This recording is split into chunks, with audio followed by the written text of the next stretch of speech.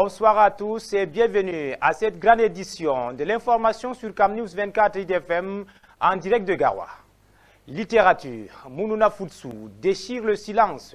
Le livre explosif sur Paul Biya et la jeunesse camerounaise dédicacée. C'était à Douala en présence du gouverneur de la région du littoral. Le décryptage en ouverture du journal. Conflit interethnique dans le département du Mayo-Bagno. Les acteurs locaux réunis autour du gouverneur de la région de l'Adamawa. Objectif, restaurer la paix face à des tensions décroissantes. Voilà pour les titres. Bienvenue aux éditions des informations du soir sur CamNews 24 IDFM, mesdames, messieurs. Nous vous le disions au début de cette édition d'information, la littérature camerounaise vient de s'enrichir d'un nouvel ouvrage. Il s'agit de celui du ministre de la Jeunesse et de l'Éducation civique, Mounouna Foutsou, intitulé « Paul Biya et la jeunesse camerounaise hier, aujourd'hui et demain ». Décryptage homothétique du quaranténat d'une politique pionnière, intemporelle en faveur de la jeunesse. La dédicace du ouvrage a eu lieu hier mercredi à Douala. Plus de précisions avec notre correspondant Zobel Apollinaire. L'ouvrage en question est une encyclopédie de 430 pages, répartie en 3 grandes parties subdivisées en 14 chapitres, dans lequel l'auteur fait étalage de la politique du président Paul Biya en faveur de la jeunesse camerounaise depuis plus de 40 ans de son magistère et dont il en est le témoin privilégié. L'ouvrage du ministre de la Jeunesse et de l'Éducation civique arrive dans un contexte où la rumeur, entretenue par certains esprits chagrins, comme les a qualifiés le président de la République lors de son adresse à la jeunesse le 10 février dernier, élève des voix pour semer le doute sur les possibilités d'insertion de la jeunesse en détournant cette jeunesse de la réalité et des faits. L'auteur voudrait confronter à cette rumeur persistante la vérité en démontrant que le président de la République a toujours fait de la jeunesse sa priorité. Cela se traduit d'ailleurs par ses adresses à cette jeunesse le 10 février de chaque année.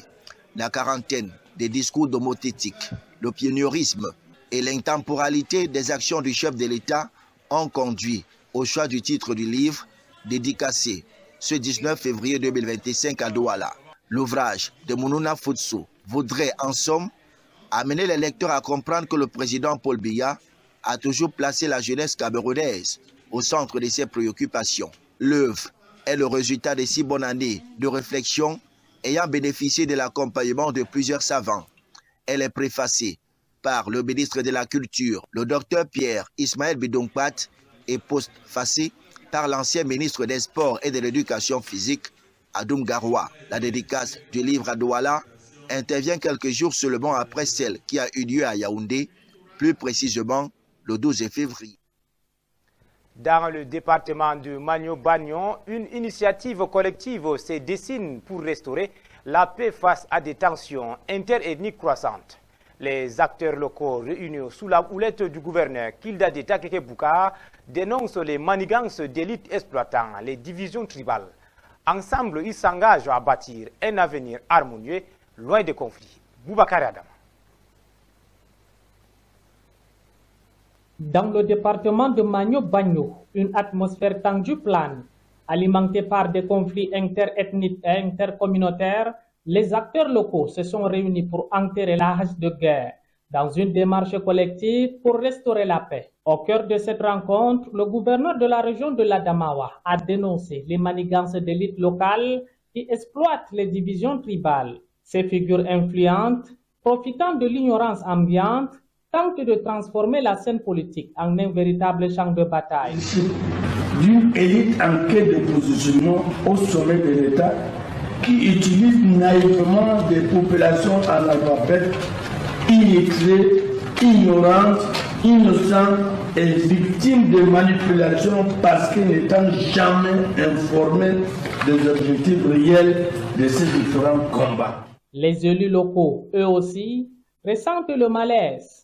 Malgré un consensus sur la gravité de la situation, des désaccords émergent quant à l'origine des tensions. Je n'en conviens pas qu'il y a un problème de tribalisme à outrance au niveau du Mayo-Bagno, parce que ce n'est pas seulement Mayo-Bagno. Et je pense que le monsieur le gouverneur a très bien fait ce diagnostic. Pour certains, les conflits agro-pastoraux sont à l'origine de cette instabilité croissante. Nous, notre inquiétude, monsieur le gouverneur, c'est que dans tout ce qui s'est dit, c'est le peuple qui est indexé. Cherchons le bout du problème. Qu'est-ce qu'il y a les problèmes entre le Wawa et le peuple? Cherchez les problèmes et chacun parle de la vérité et chacun parle de ce qu'il connaît. Là, on va trouver une solution. Unanimement condamné lors de cette assise, les participants ont appelé à une mobilisation générale contre eux qui sèment le trouble dans la communauté. Afrique, diaspora et développement, tendre la main, unir et élever, c'est l'objectif de l'association Route qui vient de voir le jour le 15 février 2025 à Paris en France. Portée par une jeunesse africaine dynamique, ambitieuse et pétrie d'initiatives innovantes, Route se propose de redonner espoir et rétablir la confiance pour une Afrique actrice de son avenir. Ghislaine Koungan, dites-vous. Bâtir des ponts et détruire les murs, c'est l'ambition nourrie par l'association Roots, dont le lancement a eu lieu le samedi 15 février 2025 à Paris en France, à l'occasion d'une soirée de gala colorée par l'expression de la riche diversité culturelle africaine. Cette initiative inédite et louable est l'œuvre d'un groupe de jeunes étudiants de l'école des hautes études internationales et politiques de Paris. Ces jeunes Africains dynamiques et engagés sont animés par une volonté plurielle, unir les pays africains et leur diaspora, unir la jeunesse africaine, réfléchir et agir sur les problématiques africaines. Avec l'association Roots, nous organiserons un voyage humanitaire au Cameroun, dans plusieurs villes, Douala, Garoua. Douala, dans un premier temps, nous serons au contact des orphelinats pour leur apporter des kits scolaires. Garoua, nous construirons des infrastructures, telles que des salles de classe, mais aussi des forages d'eau. Et ce n'est pas tout, les articulations sont nombreuses relativement aux échanges sur des thèmes profonds et d'actualité, nécessitant l'élaboration et la maturation d'une approche stratégique, efficace et consensuelle sur les grands enjeux africains. Nous avons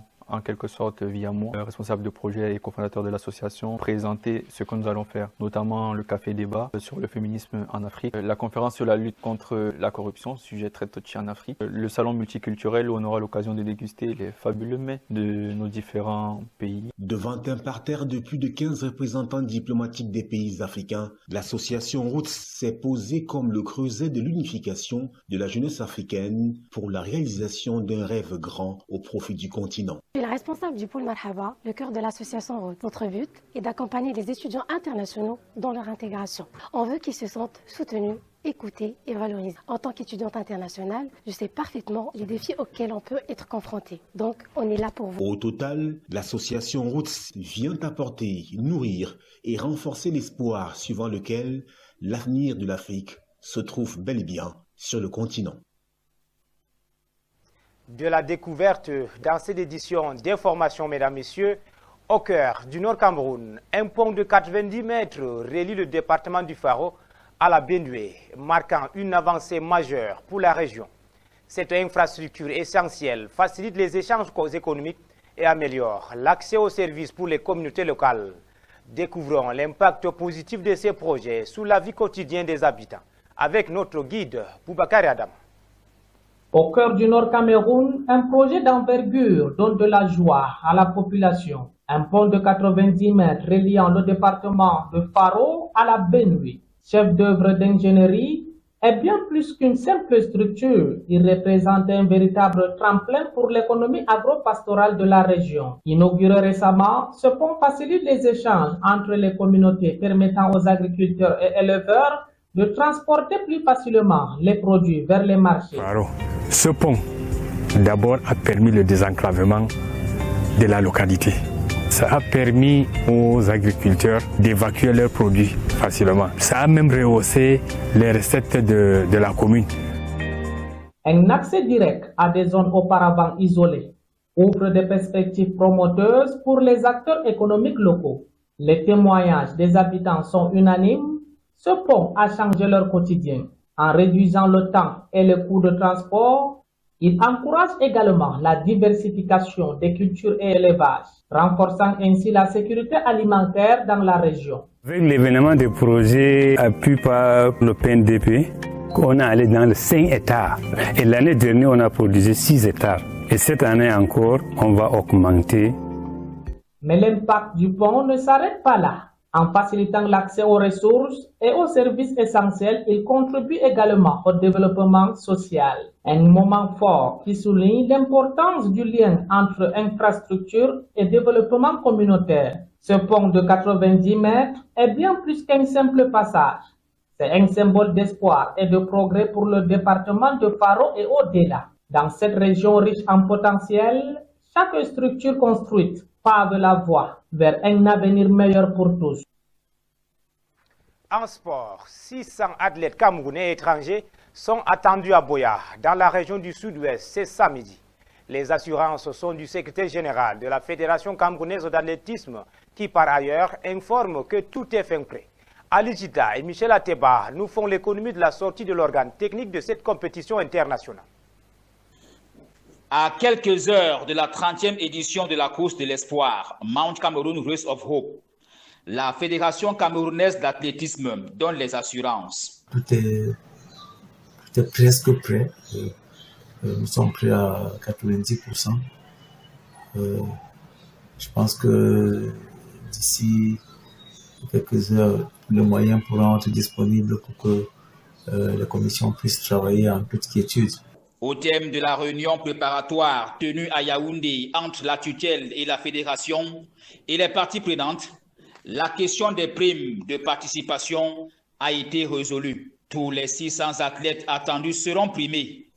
Le nombre d'athlètes tient compte également, il est tributaire du budget de l'événement, donc qui nous amène à avoir 600 athlètes parce que également ces athlètes-là ont droit à une prime de participation. Entre autres innovations cette année, la Fédération camerounaise d'athlétisme est allée chercher les champions dans certains pays. La fédération a tenu à avoir de grands champions encore pour lever la course et accompagner nos champions camerounais. Donc nous aurons, en dehors des athlètes kenyans, nous aurons pour la première fois les athlètes ougandais, les champions de l'Ouganda.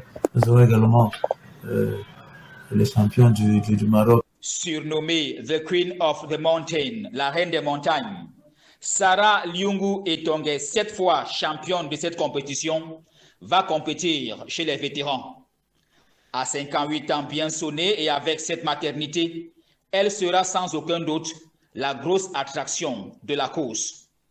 L'ascension du Mont Cameroun, c'est 42 km en aller-retour, sur un relief à la fois abrupt et rocailleux, sur un flanc d'une montagne de 4100 mètres d'altitude. Toujours en sport, Victoria United plongeait définitivement dans la crise des résultats. Désormais 10e avec 14 points, le club champion sortant bave en début de championnat et à 3 journées de la phase aller, Opopo affronte l'Union sportive de Douala à la 13e journée dans un climat très tendu. Le point, c'est avec Ali Jida et Michel Ateba.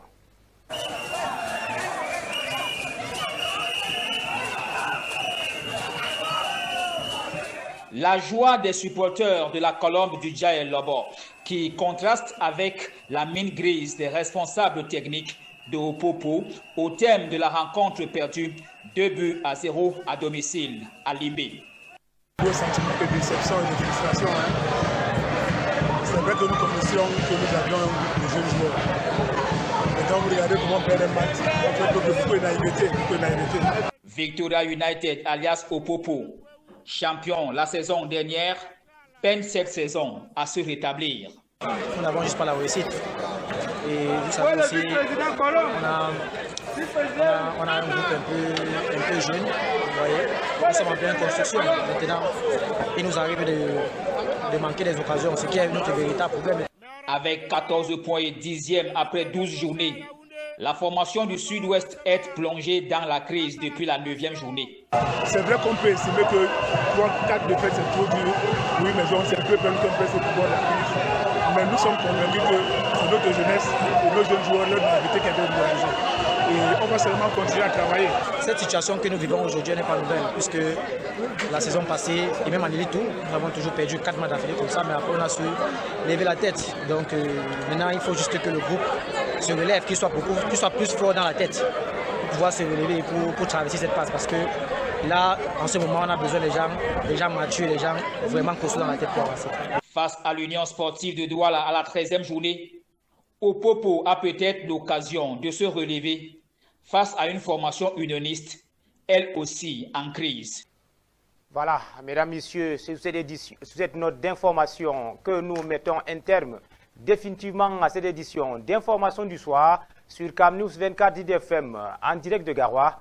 Passez une excellente soirée.